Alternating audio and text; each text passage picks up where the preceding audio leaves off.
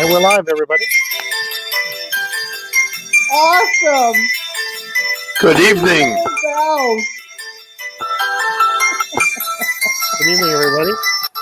Navarua Boye, to all those joining us, we're very happy to welcome Father Fred Ashmead Hello, this everybody. evening. Hello, Father Fred. Good evening, everyone. Excellent. Here we are.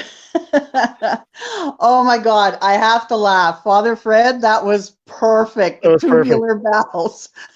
I'm going to ask you, did you bring your kit? You know, the kit that you used to exercise everybody? The exorcist kit? Believe me, there's always a kit someplace close. All right.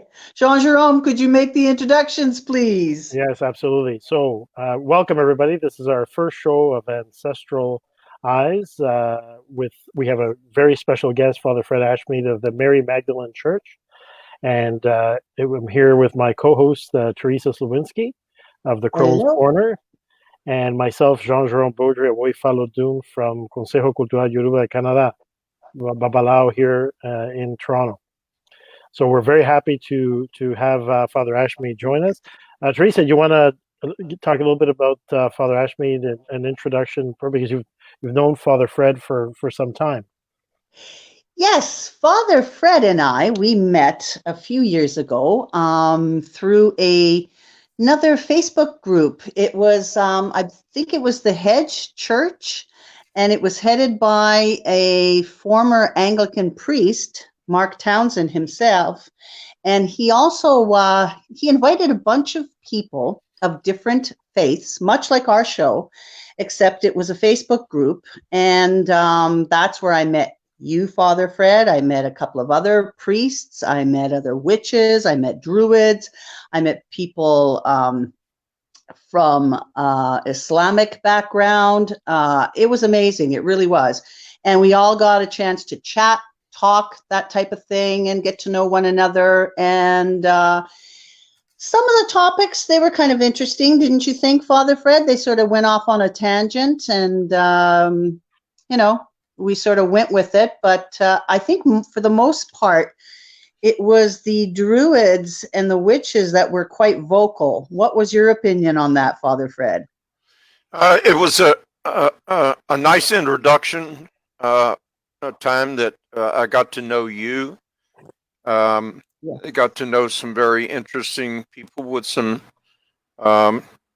very open expressions of faith. Exactly. That's what I enjoyed it. And then as I got to know you, I got the chance to learn about other Facebook pages and other groups, and continued that openness. No, exactly. And I appreciated that. And, for me, I think it was key in my spiritual path, in the sense that I was, once again, sort of going, to pardon the pun, as a witch, going in a circle and coming back around and sort of picking up my faith, so to speak, but on my terms. Because when I met you, Father Fred, you were the alternative Catholic priest that I thought, wow, the church has come a long way. But from my understanding is that your church is a little bit different. So could you tell me a little bit about your church? Let everybody know what your church is about and why you chose to name your church the Mary Magdalene, the Church of Mary Magdalene. I'd be glad to. To start with, let's put everything in perspective. During the time of COVID-19, I, like the two of you, am a shut-in. And so for now, this is my chapel. I call this Earth Station Pterodactyl. A little bit of the past and a little bit of the future, but everything right now. You're always forward thinking, Father Fred. Let me let me start with a quote, if you don't mind, Please do. We welcome quotes. to kind of put me in perspective.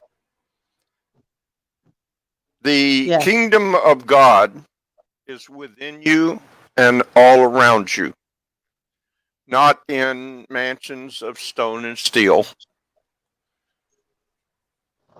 Lift a stone and you will find me. Split a piece of wood and I am there. This, to me, sizes up who I am and where I am. When someone asks about my belief system, the earth is my church and love is my faith. I love it. And that is the short and the long of everything. But for your show, I will give a much more detailed answer. I love it. With me, there is no really short answer because my life has not been short. It's okay. We've got an hour, Father Fred. We've got some time. Away. We got some time. I have my coffee. Excellent. Perfect. So, Father Fred, a question is, one of the things we want to know is your spiritual journey, because I know you've had probably a very colorful, very interesting trajectory in terms of your spiritual faith, your awakening, and your discovery of the divine. And just wanted to know if you could just chat a little bit about your background and that journey, because this is the show really here is we like to say that this life is the journey that our ancestors began. So we wanted to always start it off with the journey. Well, it really started on January 15, 1947, but the earliest date of my journey of faith was 12 years ago when I had a heart attack. And I, even though they told me that with medication I was going to be fine and I could live my life out of fear, I shut down for a while. And during that period of rest, I decided to take a seminary course and enjoyed it. And one seminary course led to another, and started sharing with different people in the independent sacramental movement. And now, sorry, I'm going to just interrupt you there for 1 sec. With regards to what prompted you to decide to take a seminary course as opposed to woodworking, for example? Was it because would you call yourself a spiritual person or a religious person? And this is where your interest suddenly took a spark in taking the seminary course. I have always been a spiritual person. I've always loved being associated with the Catholic Church because of the spiritualism, not so much the religion. And quite honestly, the moment that I decided to take that seminary course was after watching Dan Brown's Da Vinci Code. Yes. And yes. Okay. I had read several books on Mary Magdalene previously, but there was a transitionary period of time where that movie, my health issues, and seeing a seminary course that interests me all converged at the same time. Perfect. Okay. And so then, that was the moment. Awesome. So to continue along that theme, when you took the seminary course, is that when you said you came into contact with other priests or other people that had an alternative look at Catholicism? I don't know. Take it away from there, Father Fred. Yeah, sure. I was I had a Facebook page and believe it or not, at that time a MySpace page. But That's going back a few years. in that time period, I knew both Catholic priests and Old Catholic priests and Anglican priests, and so there wasn't one moment. There was many conversations about all things Catholic, and amongst all the other the Anglican, the Roman Catholic, and the Catholic, right? Is that what you're saying? yes, and Okay. I've always been free with my advocacy and openly stated my opposition to things in the Roman Catholic Church. And so, so even though I had spent a lifetime as a Roman Catholic, I had no reason to ever think that that there would be a ministry in my life. My life. I think a lot of Catholics think that way too. My life has turned in many different directions over the last 73 years. But when I found that there were other Catholic churches that accepted gay or straight, male or female, married or single, for membership and clerical leadership. Sorry, it's live. Oh, that's okay. That's the time we live in. My baby Bluesy is someplace here close too.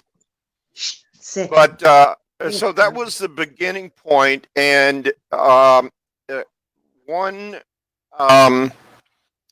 old Catholic bishop talked to me one day and told me that that heart attack was not the end of my life, but the beginning of my life. And he started talking to me about serving as a deacon in the old Catholic Church. In the old Catholic Church. In the old Catholic Church. And so with a few months, he and I agreed that that under him I would become a deacon and I would learn how to be a member of the clergy. And as far as I was concerned, that was as far as I was going to travel. Not for any negative reason, but because at that point I was 60 years old. And it didn't speak to you, did it? The old Catholic ways. The old Catholic I have that Church sense. Strangely enough, it is more contemporary than the Roman Catholic Church. The old Catholic Church, like the liberal Catholic Church, like the Anglican Church, the Egyptian Coptic Church, the Asian Orthodox, the Russian Orthodox, the Greek Orthodox, all of those are Catholic churches. Yes, and they are. Even though there's always been this issue of which is the big C and which is the little c, the churches that people would label as little c Catholic are just as Catholic, with one exception, as the Roman Catholic Church, and that is that they don't have the bishop. Excuse me, the bishop of Rome, who is the Pope, as the head of their church. And there's a little bit of, if correct me if I'm wrong, Father Fred, with the big Catholic Church as opposed to the little Catholic Church, there's a sense of, snobbery, and because, they have 2,000 years of history, etc. They have the Pope. Now, speaking of which, does your church have a Pope, or is it just an independent church? Tell me a little bit about that. No, we have independent bishops. I am the founding bishop. We have 2 other bishops, maybe a total of 10 clergy. But we're not a church of hierarchy. Good. That's good to know. When we ordain someone, there is no requirements to kiss the ring of the bishop. There is no hierarchy that says you have to do what I tell you to do. We are peers and companions, and so there's no Pope in your church, so to speak. No. Now, just so that we are clear, I step on people's toes quite often because there's plenty of snobbery to go around. I will self-identify as a leftist in a whole lot of ways. Elaborate. What do you mean, a leftist? Not only are you a leftist because of your church, but you're a leftist in your church. Oh, Father Fred, I love you. Yes, I was glad that y'all invited me to be your first guest. To me, that was an honor, but it also made sure that I didn't have to watch Donald Trump on TV. So I won't go any farther down that road. Another address to the. Oh, he's nation. Always given another address, but we won't go there anymore. Yeah, no, let's not go there. Not at all. But my advocacy of women is a long, loving journey. I'm lucky to have been married and am married to Dr. Donna Ashmead for 48 years, 49 in December. I wanted to ask you, is your wife, is she part of your church activities, and your daughters? Because I know you're married and you have children as well. So are they active in your church? My children are not active in my church. They have their own church family, and we're a happy family. But Donna is, she took the same seminary courses and was ordained a deacon at the same time that I was. She was much more successful in the courses than I was. She was more successful than you were? Oh, yeah. In what way? I married up. I mean, we're talking about a very large brain in that woman. I love it. I think Donna's awesome. She is a sweetie. And so literally a year after our ordination as a deacon, we both were ordained as a priest. And so how would I address Donna? Sorry to interrupt, Father Fred. How would I address Donna? Would I call her Father Donna, or Mother? Is there Mother Donna? Mother Donna. Okay. All right. Okay. It kind of works out neat that way, because Father Fred and Mother Donna, I love it. It works. However, Jean-Jerome will enjoy this. Lately, people have been calling me Grandfather Fred. Excuse me one sec. I've got to tend to my dog. My dog's getting excited. There's squirrels in the backyard. That's okay. Jean-Jerome, Yes, Father. I so much appreciate what you're doing with this show. If you don't mind me stealing the mic from you for a moment, Please do. Please do. I uh, am hopeful that you're able to spread the information around. There is so much need for this kind of interfaith, interspiritual dialogue Ashe. that That's right. gives people the chance to know other people's faith. Uh, it is so wrong that we have to spend our life in fighting mode. Uh, you know, my life becomes more joyful when you share with me, and my life becomes much more joyful when I'm sharing with you. Ashe. Thank you, Father. I agree. I think it's very important. I mean, we started this series, the Ancestral Eyes, with really a humble and joyful attitude, wanting to really learn about different belief systems and how people's personal journey, how they found God, how they found their spiritual path, and to show people. Our hope is that people will see that what brings us together and our common points are far greater and far more important than any differences.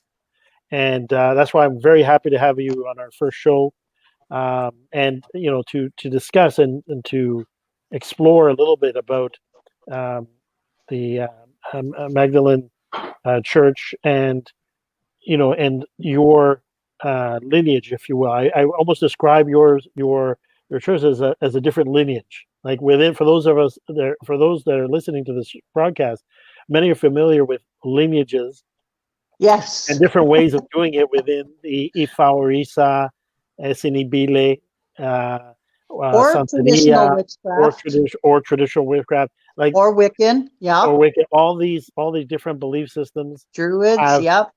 have different lineages, and Yes, it's they very do. it's very important to showcase that, as well as there's different lineages and different basically branches of Hmm. the Christian faith, and as there is Hmm. in Islam and another belief systems. So No. Father Fred, I'm going to pull you back to what I originally had asked you. How Okay. did you come up with the name? How did you choose the name, the Church of Mary Magdalene? Is it strictly because of Dan Brown's books, or is there a little bit more to it? I have a funny feeling that there is. There's a whole lot more to it. Do you want to Um, elaborate a little more on that? Because I have a funny feel. Well, I know, not a funny feeling. I know you're pro-woman. Okay, you've always been really for women. You were one of the priests that it really impressed me at the Hedge Church because of the way you embraced a lot of the Wiccans that were on board, and you're talking about nature and really expanding on the role of women in spirituality. And that's what really impressed me about you. And I really took to that. And, I think that's why we continued being friends. Let me So share with you if you could tell me, yeah, to please. answer your question more detailed. But I want to share this with you.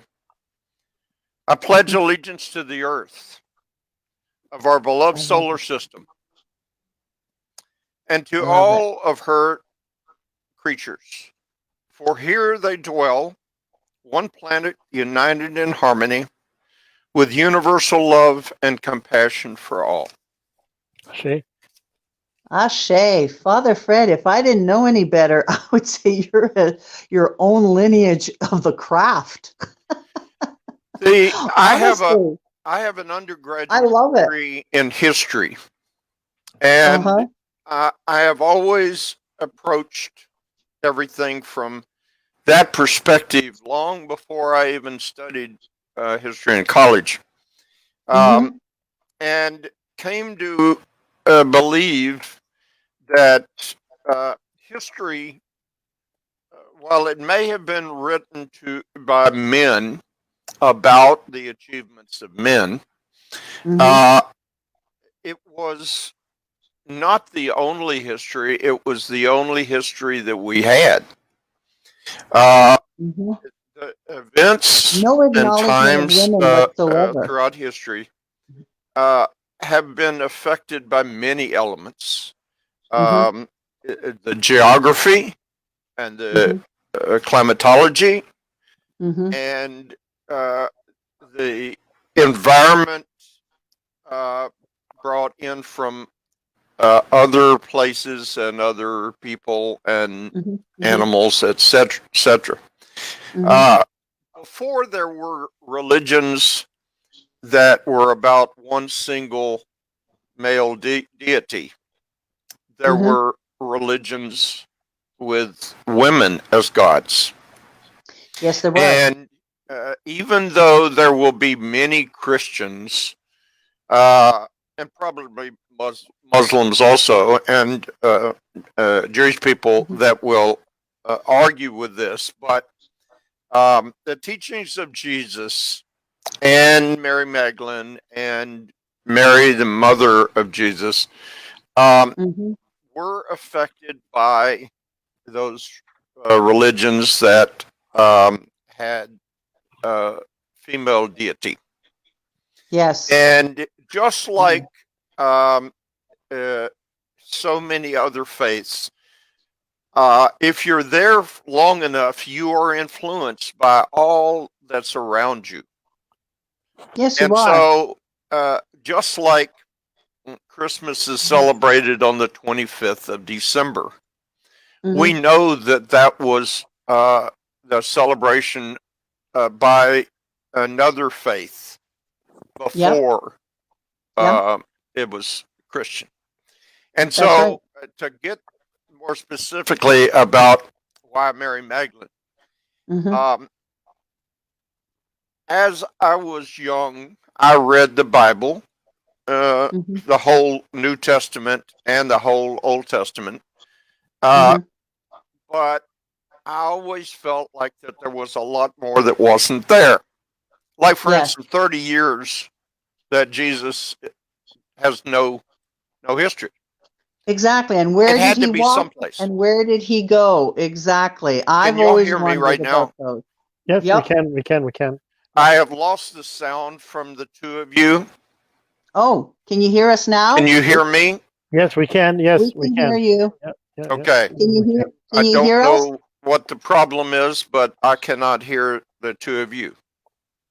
Okay, Can you we can hear hear us? you. Did you your speaker click Okay, on you the want me to speaker? look at the text?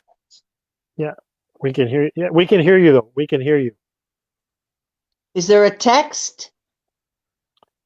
Jean-Jerome, did you text Father Yeah, Fred? I'm sending him a text within the. Okay, we've got Marcus. dead air, so can y'all talk a little while I try to figure out the sound issues, Yeah, not and not a then problem. the Not public a can problem. hear your dialogue.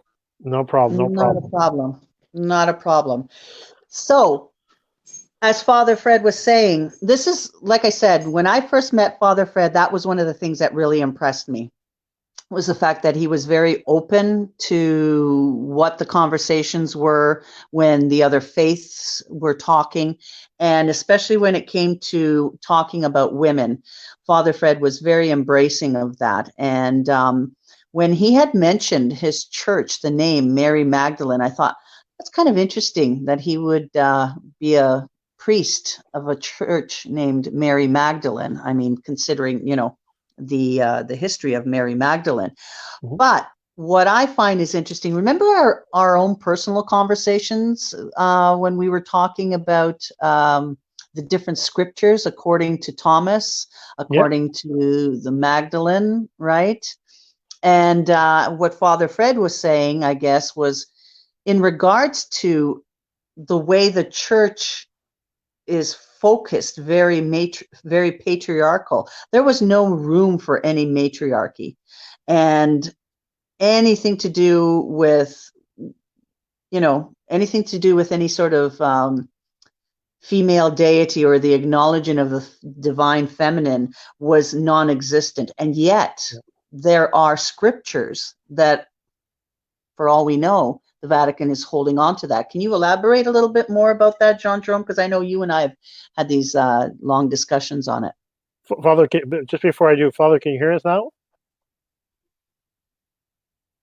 No, now we can't hear. Now we can't hear you. Yeah. Hold on 1 second. Let's see. Okay, do you want to type to him and just tell him that we can't hear him? Yeah. Oh, you know what? He's got his audio off. Your microphone is off. That's what it is, because I could see the microphone, the little microphone and the cross through it. Technical difficulties.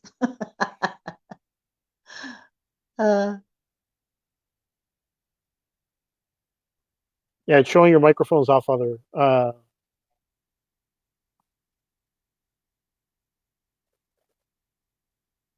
Did you send him a message there? I did. Okay. Tell him it's at the bottom.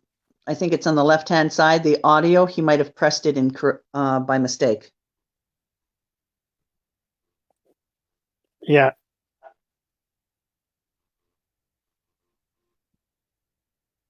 Okay. He's just going to exit for a moment, and he's going to try to rejoin us. Oh, okay. All right. Not a problem. Okay. So anyway, go ahead, Jean-Jerome, because I know we were once talking about that. You sent me the link with the Gospel of St. Thomas, but there's something else. Yeah.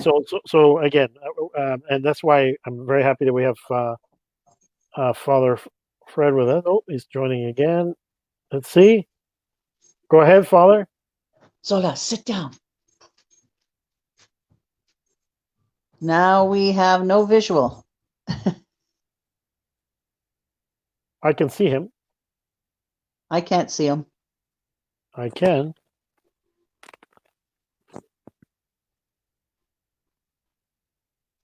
He's there.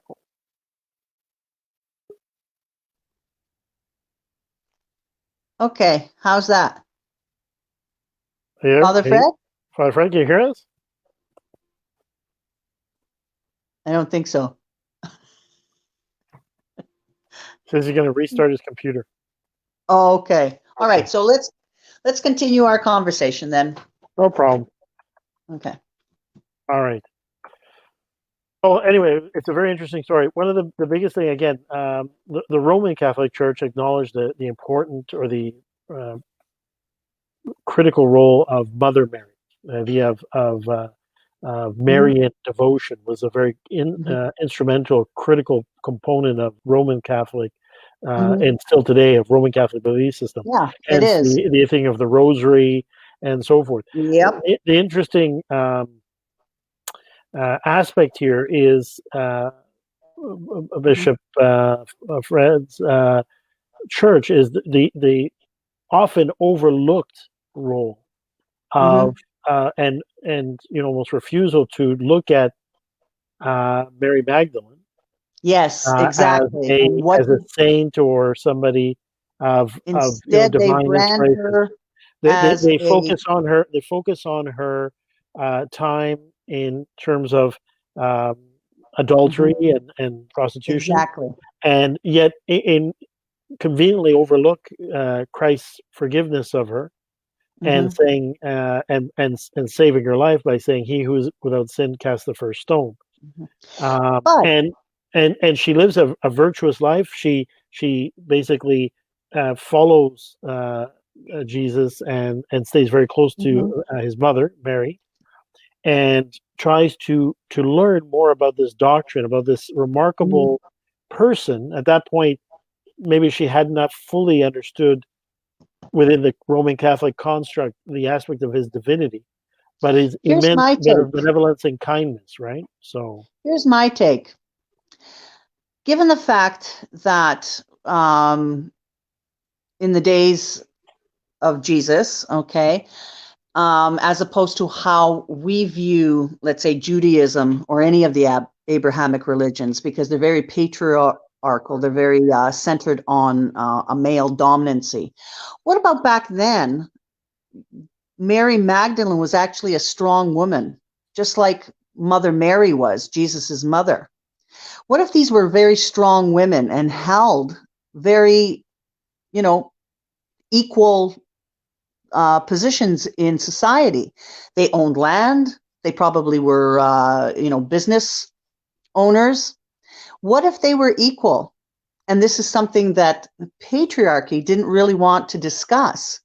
Mary Magdalene, okay, when I think about that, and I think about women, back, if you want to take it back to the land of Yoruba, women were very equal. That's been my take on this. Women, they dealt with the markets, they sold in the markets, etc. What if that was exactly the same way back in the times of Jesus?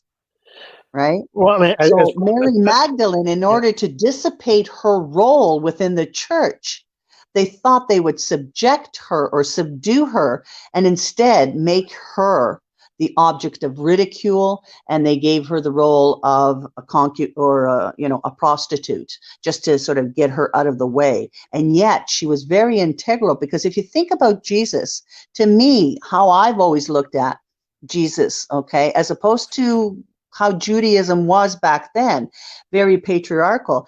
Jesus chose to have women around him, okay? And that is very, very different. If you think about it, you could almost say that Jesus was the first, what's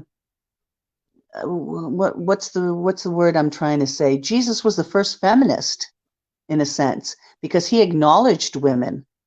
And there's so much mention of women. His mother, Mary Magdalene, even in these subdued roles. You have Martha, you have all the rest of the women in the Bible mentioned, okay? And again, to me, I think this speaks more of patriarchy taking over and giving Mary Magdalene, the boot, or the side swipe, right? Anyway, just my perspective. What do you think? Give me 1 second. Father Fred is still having technical difficulties. 1 sec. Can you hear us, though, Father?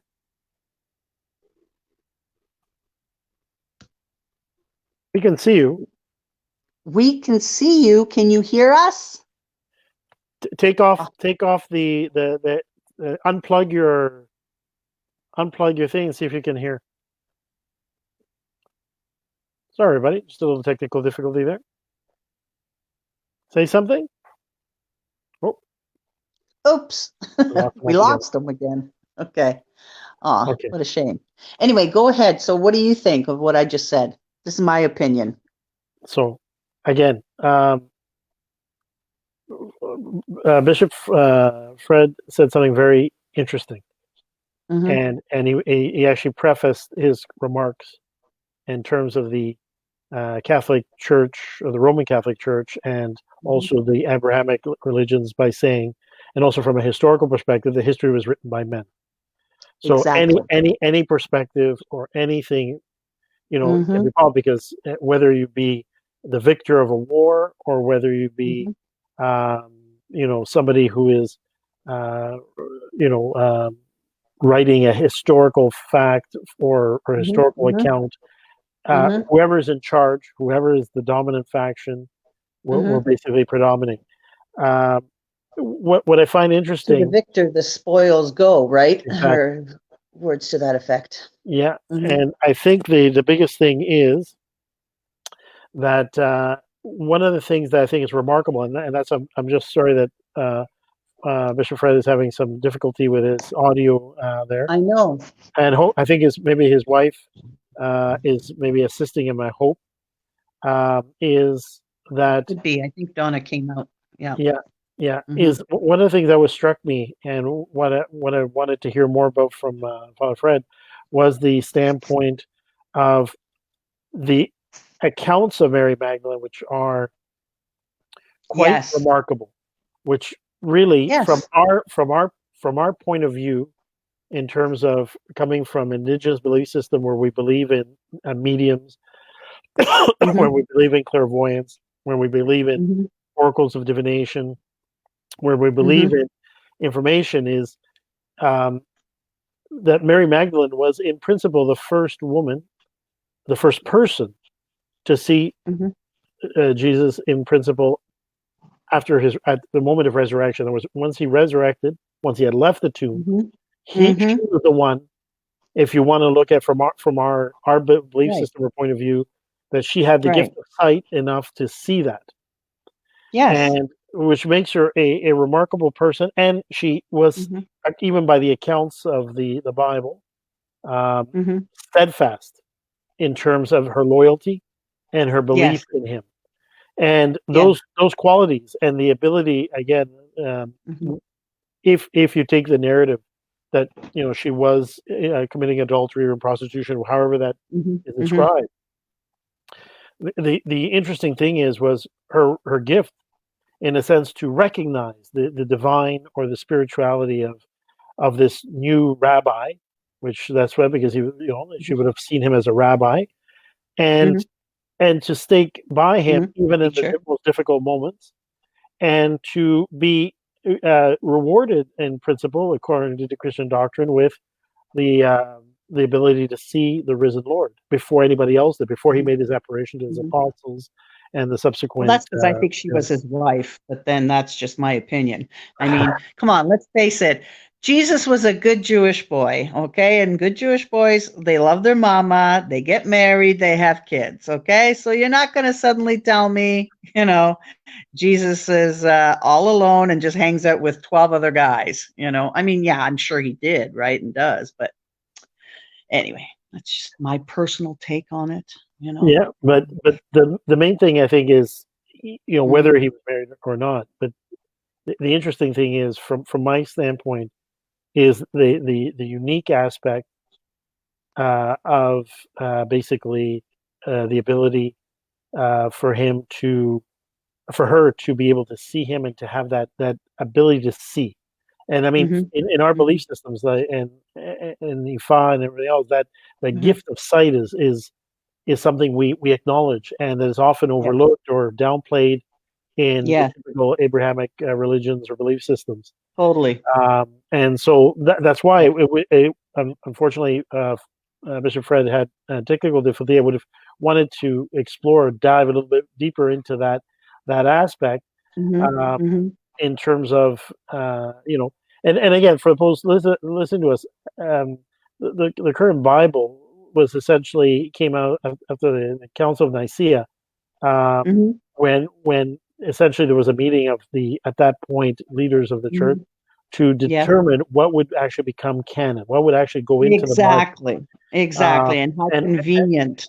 yeah, and there are Mhm, many things that, probably many aspects, many other mhm, texts that would have been left out. exactly. A time later, there was on a Very papyrus, patriarchal. there Mhm, was a gospel according to a disciple or somebody who had met Jesus in his time, supposedly in Egypt, mhm, who was Thomas. And if you mhm, read the gospel according to Thomas, which is found in the papyrus, mhm, it really bears a striking resemblance to many Buddhist texts or philosophies or mm, concepts, and even mhm. some indigenous Interesting. Yoruba and other concepts as well. It's Mhm, not so rich in terms of canon or other mhm, aspects, mhm, but it really looks more into deeper into the philosophy mhm, and the worldview mhm. that Christ had. But Well, I think those years that Christ disappeared, I think he did what Indigenous Australian people would call a walkabout. It was time for him to, sort of put his feet on the ground and do some soul searching and walk about and find out what he's about. Is he going to continue, his belief system? I mean, here he is. I mean, you've got to face it. The guy was pretty radical. If you look at him as a historical person, he's coming in and he, according to some of the other texts from Thomas or whoever, he's coming in and he's basically, lifting women into a prominent role in his religion. And and that was unheard of. So he's coming in and he's doing very radical decisions based on not really. I mean, he was always Jewish, but you know what I'm saying. This is a whole different stream of belief system that he incorporated. So I think that there's a lot more going on than the church likes to acknowledge. We're never going to see those secret texts or scripture from Thomas. I wouldn't even, I wouldn't put it past the church that there's Mary Magdalene, that there's even Magdalene scripts, okay? Because I think she played a predominant the gospel role. Just a quick correction: the Gospel of Thomas is actually you can see it, you can actually read it. It is online. It was because it was found as a papyrus, and the papyrus was committed into a digital archive library, which is now all over the internet of Google. So if people search for the Gospel according to Saint Thomas or Thomas, it will be they'll see the original text that he wrote. When I first read it at the time, I had been doing a comparative study with between Christianity and Buddhism, and when I read that one, which sort of came up in my research, that particular text of Thomas was really almost like reading a Buddhist text of sorts. So it was quite interesting. Well, just goes to show you, Jesus was a lot more well-rounded than we think he was. So. Well, there are many theories within even Ifa that that Christ had really studied many different systems and made it all the way into India. Yep. After his resurrection, I mean, there are many theories. I've read it. Yeah, I've read a few of those too. Yeah. Conspiracy theories of Jesus. I love it. But it's true. I mean, we only have this one view of Jesus as this religious person and held above all. And I mean, I have nothing against, holding him in a sacred spot in my heart or in my faith, but I do have a problem when it's basically he's taken out of context and lauded over our heads, okay? Because I think we're missing the point altogether with what he was about and what he preached, So anyway, that's too bad. But what was I going to say? Is what's the news with Father Fred? Is there? I've sent him a message. I don't know if he's rebooted his machine, but he seems to be offline. So I'm not sure if he's rebooted his machine or he's had more serious difficulty with his PC. What a shame. I had a bunch of questions I wanted to line up. I had lined up to ask them, like, absolutely. Who can join your church? Who can be a priest in your church? I wanted to ask him if we invited him to a faith ceremony. Do we have a faith ceremony? I mean, Jean-Jerome, is there something where Father Fred could be invited? On the Ifa side? Ifa out of respect, he can come to. There's certain ceremonies that he can be present. Sometimes there are public celebrations like a tambor or things like that where a person can come by.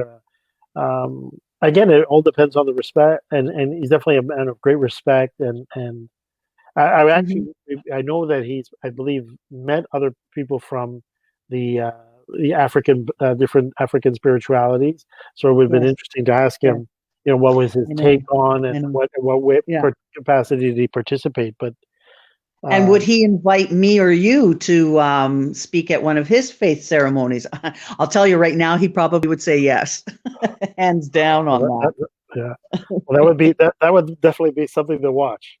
Babalao on the pulpit of a church. There we go. Oh man, no kidding, eh? Well, while we're waiting, I'm still going to give at least a few minutes to Father Fred for now. Yes. Yes. But just in case, but just wanted to note that today is first of all, happy belated Earth Day. Yep. Yesterday was Earth Day, April 22nd, 2020, and I think this year it takes on a whole different meaning and Yeah. bigger meaning with everybody, many countries in lockdown. Yep. And so, But and the Earth is but healing, right? So but what is it? It's a new moon, new that's beginnings, right. new moon, new beginnings. And here we are with our brand new podcast That's right. live, our first official That's right. It's the new moon in Taurus. show, as That's opposed right. to the one where I was in half my pajamas. Yeah, it's the new Oh, moon in no. Taurus. So So new moon, new beginnings in that's right. Taurus. That's right. So it has even more significance in Earth. regards to it being a Earth sign, right? That's right. So That's right. Earth Day, That's right. Taurus, Earth sign, new moon. Okay, that's why we decided we were going to do this show That's right. on this day. Well planned, well executed, well, And well done. also, I want to do a shout out to all the people that follow Islam because today or tonight is the beginning of Ramadan. So I'd like to Right. say a Ramadan Kareem to all those of the Islamic faith that are maybe watching us or may see this video later on. It is the beginning of the Ramadan, the fasting, or 40 days of fasting. Yes. And today on the Yoruba 4-day calendar or practice calendar, it is the day of Ogun Oshosi and Egbe. So we started this on the day of Ogun Oshosi and Egbe. For those who don't know about the traditional Ifa calendar, 4 days, it goes on a revolving cycle, basically venerating the various divinities. Right? So we have one of the days is typically assigned to Ifa, Oshun, Yemoja, Egbe. Another one, as we said today, is assigned to Ogun, Oshosi, Egbe. Another one assigned to Shango, Ya. And another one assigned to Obatala is some signatory divinities in the Orisha pantheon, which are venerated or where offerings are made on those particular days on a 4-day rotating cycle. So you could say safely this has been a very auspicious day.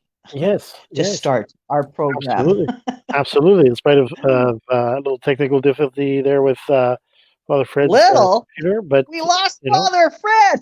We lost Father Fred. There we go. But as he said before, he wrote.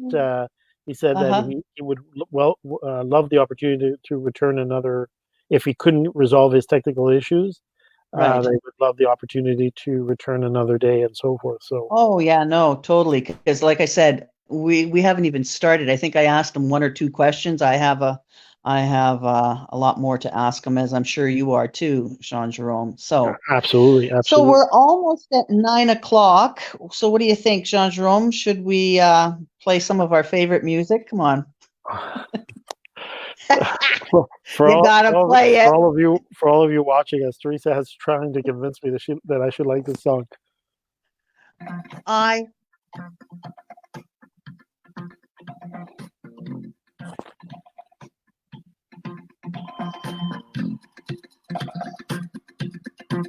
There we go. Ryan Eno and David Byrne from the album My Life in the Bush of Ghosts. I love it. And you know what that song is called? You want to know what that song is called, Jean-Jerome? The Jezebel Spirit. Yeah. And what do Mary Magdalene, what we've been talking about? Nyah, nyah, nyah, nyah. There's a method to my madness, she says.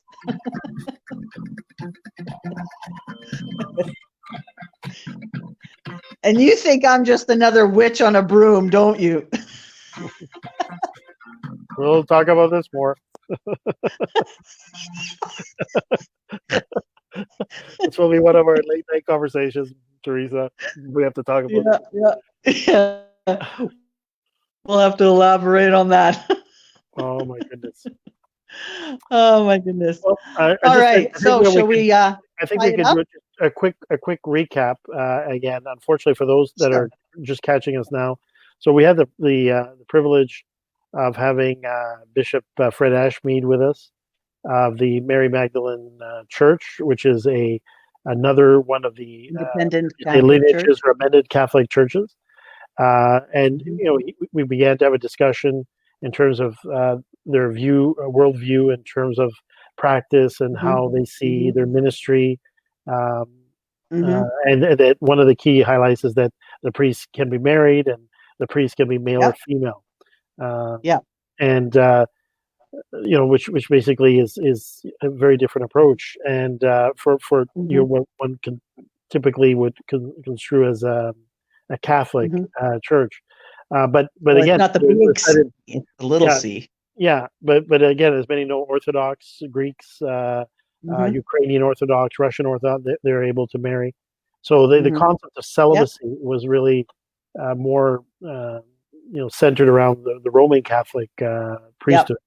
Most of the Protestant movements, most of the other belief systems basically, or other branches of Christianity, basically adopted the ability for priests to marry.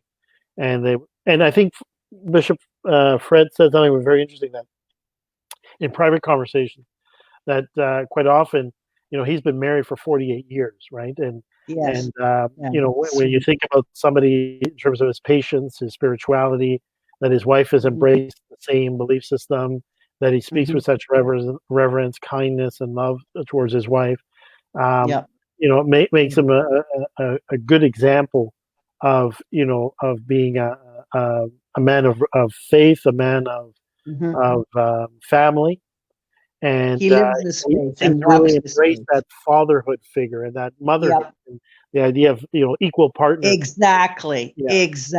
And this is what really impresses me with Father Fred and Donna too, his wife. Lovely people. I have great respect for him. I've always loved Father Fred. I think he's an awesome guy, and that's why I was so excited about having him come on board with this. I'm glad we got him as our first guest. I really do. Absolutely, because I think it was kind of a nice way to introduce the interfaith. Because again, this is the other thing I wanted to mention, because within our own communities, whether you're Catholic, whether you're Wiccan, whether you're a witch, whether you're an Ifa, we're so absorbed within our own communities and our own belief systems that we don't venture outside of that. And I think it's important to do that. We've got to start building those bridges, okay? Because if we don't, then all we're doing is just perpetuating the same thing amongst ourselves, and we're not growing. We need to grow. We need to grow as a people, and that means we have to accept other faiths. Because, quite frankly, this is a discussion I was having privately with another witch friend of mine. I said, I'm getting sick and tired of? I'm getting sick and tired of Wiccans and other witches, berating Christianity or any other faith, because in essence, I know I'm going to catch shit from some of my witch friends, but, they're constantly, us pagan, us witches, much better than being Christian. Well, by saying that, you're putting yourself in that same category. You're becoming, such believers of your own faith that you can't open your eyes to any other faith or any other truths out there. Yes, I know, witches were burned at the stake, okay? The church did horrific things, okay? And it did. There's no excusing the Roman Catholic Church from any of that. But it's up to us to start handing each other a laurel leaf of peace and communication. And I think that that's what's important here. So anyway, I just thought I'd get out there and say that, and because there's so many, there's so many other people I know within my own Facebook page, friends who've crossed that bridge between Christianity and their pagan roots, and have moved on.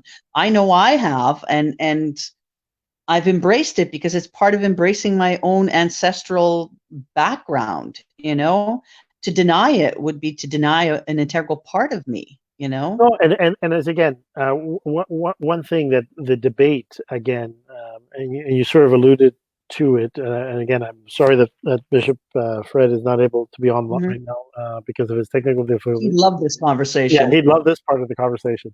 Yeah. there are many that, again, as you say, in terms of the way that the Catholic Church and the Gospels in the written canon describe, the resurrection, the divinity aspect as being the Son of God.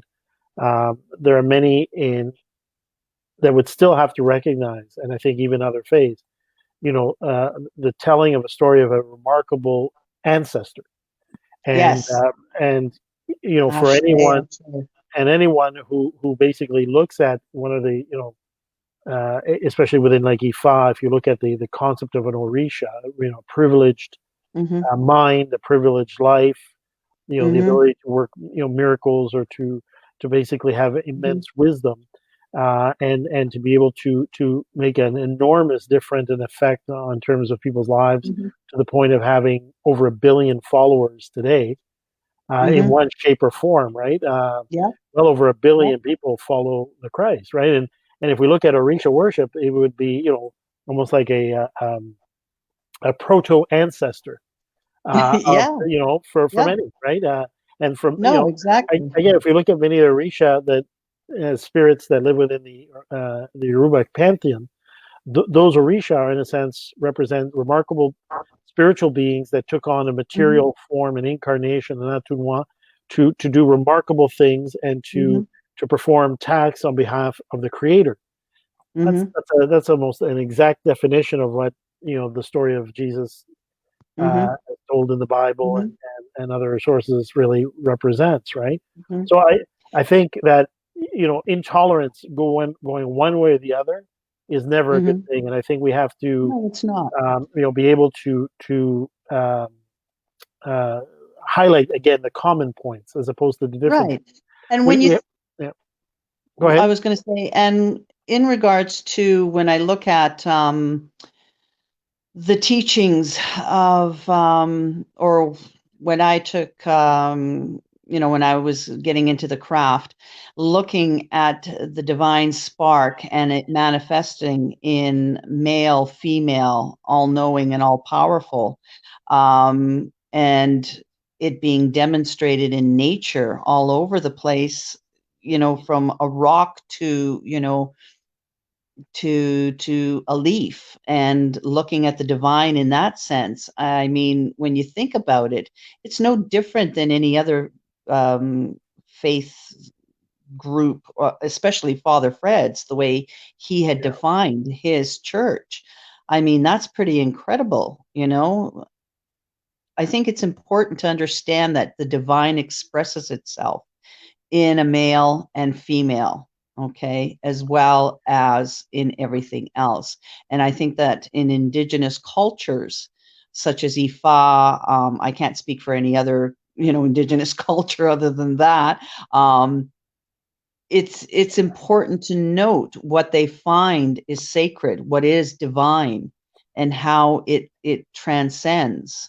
So again, there's the commonalities, and even within, the Wiccan belief system, the traditional witches who, they embraced their background, their Christian roots, and they embraced the new upcoming, going ahead with their faith, and it being a very indigenous way of honoring the earth, and working with the earth, with their pagan background.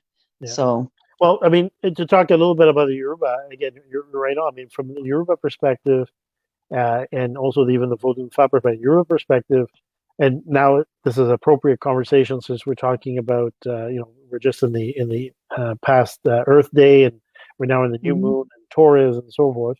Again, a reference to the Earth. For the Yoruba, and especially for the Ogboni, if Olodumare is our father, Mhm. Onile, Inle Ogere, is our mother.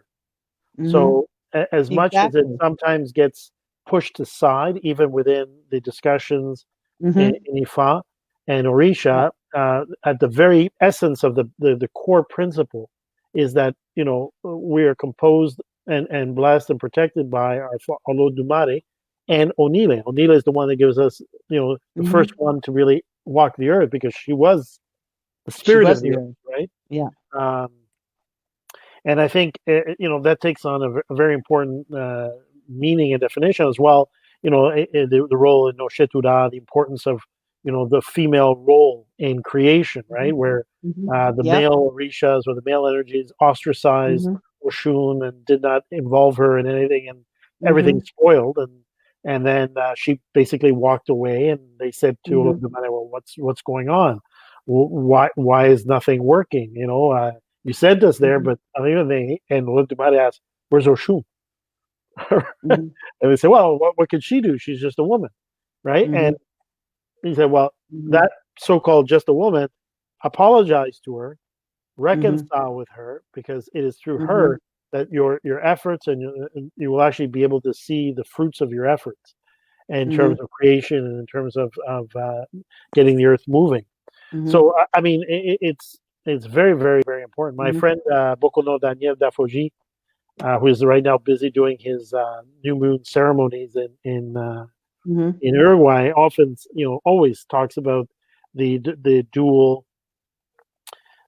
duality in us, the both the male and female in all of us, and the light and dark in all of us. And it's only and for those of us who have a Taoist or Oriental bent, the concept of yin and yang. I mean, the passive and the aggressive. So I mean, I think it's safe to say that all of nature, even things like what the Yoruba call iwapele. Iwapele doesn't necessarily mean good character; it means character in balance. It means that you've been able to, that you're walking in alignment with your destiny, and that you are able to balance between aggressive and passive, good and bad, and you're basically able to walk that basically that line, right? So no, for sure. Yeah. No, I think it's important, to look at our ancestral roots to guide us in that sense, Absolutely. So anyway, so should Okay. we Yeah, I think wrap we'll it up? adjourn. So to all our listeners, thank you very much. Yes, thank you very much for joining us. For joining us. We're very sorry. Oh, Go ahead. I was just going to say, let's not forget that if anybody has any comments, is there anything that they want to contact us about? We have our email addresses attached, do we not? We're actually encouraging everybody to visit at our Facebook page, Ancestral Eyes. That's right. And you can send us a message there and post our comments. So that way, it's easier, especially for show-related, comments or questions. We wanted to root all those, conversations there.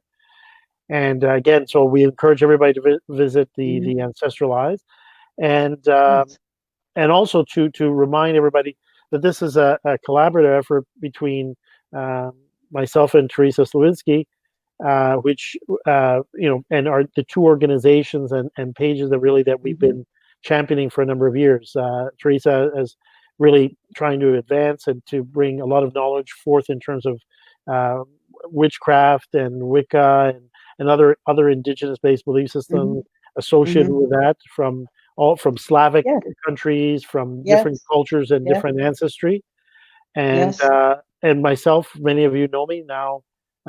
We started the Consejo Cultural Yoruba de Canada almost 8 years ago now, and basically we've been on Facebook for about 6 of those 8 years, and we're always trying to bring new learning, new information, and do a lot of research and both practice and research, because we practice, we provide consultation and faith services here in Canada.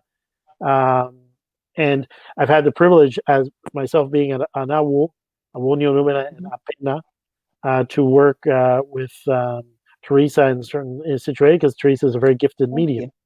And Elegum. So, and that's why we've had these discussions a few times personally and privately. And a shout out to Zarina Crow as well for giving the little spark for us to, for Teresa especially, to have an opportunity to exactly. To I thank her very much. Yep. and for myself For as her well. support. And Sean. And Sean Sean, Gilmore as well. yeah, Yes. and their show Into the Abyss, Mm-hmm. for basically, giving us the encouragement and the The motivation support. to Yeah, do and the this, right? motivation. Totally, totally. So Okay, so I think we can say good night to everybody. I just want to say I'm the witch of the Crone's Corner. And if you need to give me a contact or want to contact me, just give us a shout out on Ancestral Eyes and I'll be able to respond there. Or you can get our details from Ancestral Eyes. Okay? absolutely. Okay, everybody, have a good night, blessed night, new moon night. In the Yes. sign of Taurus. Again, to our Islamic friends, Ramadan Kareem, and Mm-hmm. many blessings. Salam alaikum, alaikum Mm-hmm. salam, and to all those that are um, visiting us from the Yoruba, Ifa-Orisa Mm-hmm. side. Happy Oshe, Ogun, And Oshosi. all our pagan friends ready to celebrate the new moon, any new ideas, and blessed be to all. Ashe, Ashe. Have a good night, everybody. Odabo. Bye. Bye-bye.